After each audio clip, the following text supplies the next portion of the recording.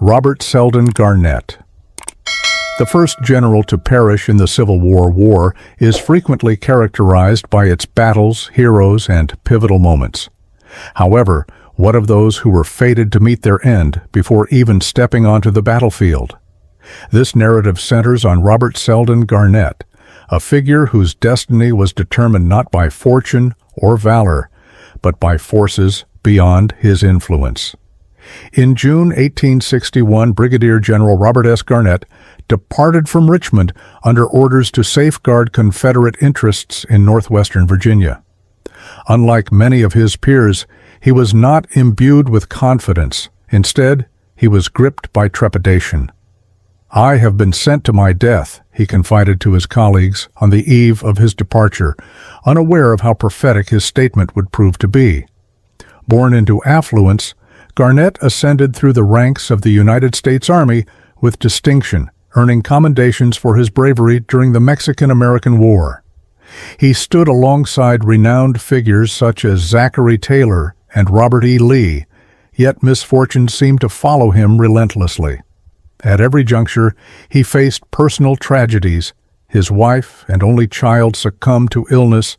His designs were immortalized in California's Great Seal, while profound losses lingered in his heart. When the war erupted, Garnett found himself in a position he had never desired, tasked with leading Confederate forces against Union advances in the challenging landscapes of western Virginia. It was in this tumultuous setting, amidst the turmoil of Rich Mountain and Corrick's Ford, that his final chapter was written.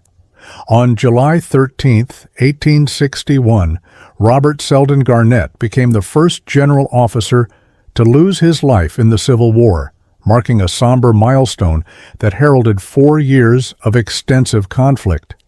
However, Garnett's narrative serves as a poignant reminder that war takes not only lives, but also dreams, legacies, and the very fabric of humanity. This video delves into the life and death of a largely overlooked figure whose sacrifice resonates throughout American history. For a comprehensive exploration of this historical account, please visit the iRich History channel. Rather than welcoming his assignment to lead the Confederate forces in northwestern Virginia with enthusiasm, Brigadier General Robert Selden Garnett expressed a sense of foreboding. "They have not provided me with an adequate force," he was overheard, lamenting the day before departing Richmond for the battlefront in the Alleghenies. "I can do nothing. They have sent me to my death." At that time, Garnett held the position of Adjutant General of Virginia's Volunteer Army under Robert E. Lee. A graduate of West Point in 1841, he served on the staff of Major General Zachary during the Mexican-American War. His experience with the U.S. 4th Artillery Regiment equipped him to effectively command a 12-pounder at the Battle of Buena Vista, when its original commander was gravely injured. Tragedy was a constant companion for Garnett. While stationed at Fort Simcoe in the Washington Territory, both his wife and only child, who lived with him at the fort, succumbed to fever in September 1858. "One day he went off on a mission," wrote Mary Boykin Chestnut. "They were gone 6 weeks. When he returned, his wife and child were buried." At the age of 41, Robert Selden Garnett had recently been promoted to Brigadier General in the Confederate Army when he was dispatched to Western Virginia in June 1861 to oversee the Department of Northwestern Virginia. Robert Garnett is frequently mistaken for his cousin, Brigadier General Richard Garnett, who lost his life at Gettysburg during Pickett's charge. However, Robert Garnett not only died before his cousin, but also before 121 other general officers who were killed or mortally wounded throughout the Civil War. Born on December 16, 1819, in Essex County, Virginia, Robert Garnett graduated from the United States Military Academy at West Point in 1841. He served as an aide to General Zachary during the Mexican War, where he received 2 brevets for acts of gallantry. After Taylor resigned from the Army in 1849 to assume the presidency, Garnett was assigned the responsibility of delivering dispatches to the military governor of California at the Presidio in San Francisco. While in California, he created a design that would eventually be adopted as the Great Seal of the state of California. In November 1852, he returned to West Point to serve as the commandant of cadets for 2 years under Superintendent Robert E. Lee.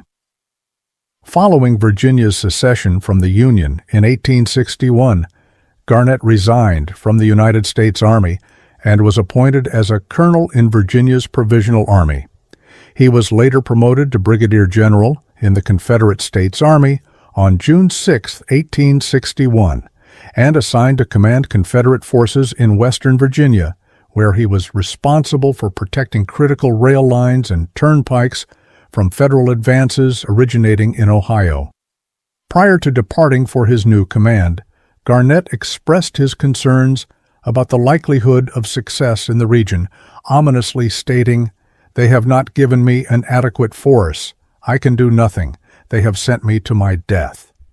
As Major General George B. McClellan advanced his Union forces into western Virginia at the onset of the conflict, Garnett strategically positioned his troops at 2 key passes in what is now West Virginia. One position was located along the Staunton-Parkersburg Turnpike at Rich Mountain, while another was situated 16 miles to the north at Laurel Hill.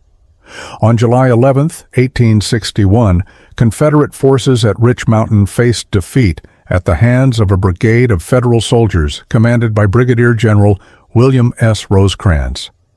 This setback compelled Garnett to abandon Laurel Hill as well, leading him to retreat eastward through the Allegheny Mountains towards the Shenandoah Valley. The Federal forces vigorously pursued Garnett's army. 2 days later, on July 13, 1861, they caught up with the rear of his 2-mile column along the Shivers Fork of the Cheat River at a location known as Corrick's Ford. Upon hearing the sounds of battle behind him, General Garnett rode back to the river, only to discover his rear guard in disarray. As the conflict escalated, Colonel William Taliaferro of the 23rd Virginia Infantry urged Garnett to retreat. "The post of danger is now my post of duty," Garnett responded. Nevertheless, while on horseback at the river's edge, he turned to instruct his skirmishers to withdraw just as soldiers from the 7th Indiana Regiment fired a volley from the opposite bank. A bullet struck Garnett in the back, causing him to fall from his horse. Union soldiers crossed the ford and reached the fallen general as his body convulsed in its final moments. The first general officer to be killed in the Civil War lay on his back, dressed in a black overcoat. Unaware of his identity, the Federal soldiers reported that an officer adorned with stars on his shoulder had been slain.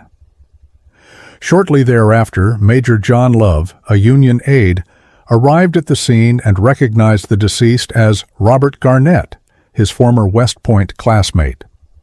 General Garnett's body was subsequently taken to the William Corrick house, which overlooked the ford, and placed in a wooden coffin.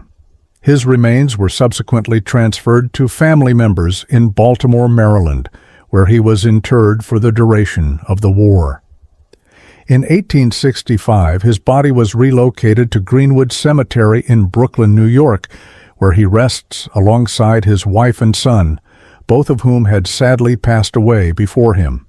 Furthermore, while war often recounts tales of bravery and sacrifice, it also narrates the stories of those whose destinies were determined long before they entered the fray. Robert Selden Garnett exemplified this narrative, a man whose existence was characterized by both exceptional achievement and profound sorrow. His notable service in the U.S. Army and his significant influence in the creation of California's Great Seal highlight his contributions that transcended the battlefield. However, with the onset of the Civil War, he was compelled into a command role fraught with difficulties, ultimately becoming the first general officer to lose his life in this conflict. Garnett's narrative extends beyond his premature demise at Corrick's Ford. It encompasses the unfulfilled aspirations, truncated legacies, and the human toll of war, underscored by his haunting premonition. His belief that "they have sent me to my death" proved tragically prescient, yet his legacy endures as a testament to the sacrifices made during one of America's most tumultuous periods. Whether through his valor in the Mexican-American War or his quiet resilience in the face of personal tragedy, Garnett has left an enduring imprint on history. As we contemplate this moving narrative, it is essential to acknowledge that each soldier possesses a unique story, every leader bears significant responsibilities, and each casualty signifies far more than a mere statistic. Robert Selden Garnett, though not widely recognized in the history of the Civil War, merits acknowledgement for his contributions. By exploring the lives of individuals like him, we enhance our understanding of the intricate nature of warfare and its profound effects on both individuals and nations. If you found the account of Robert S. Garnett, the first general to perish in the Civil War, engaging, please consider liking, sharing, and subscribing to the Tales from History channel for more intriguing historical narratives. Remember to activate the notification bell to ensure you never miss an episode. Thanks for watching.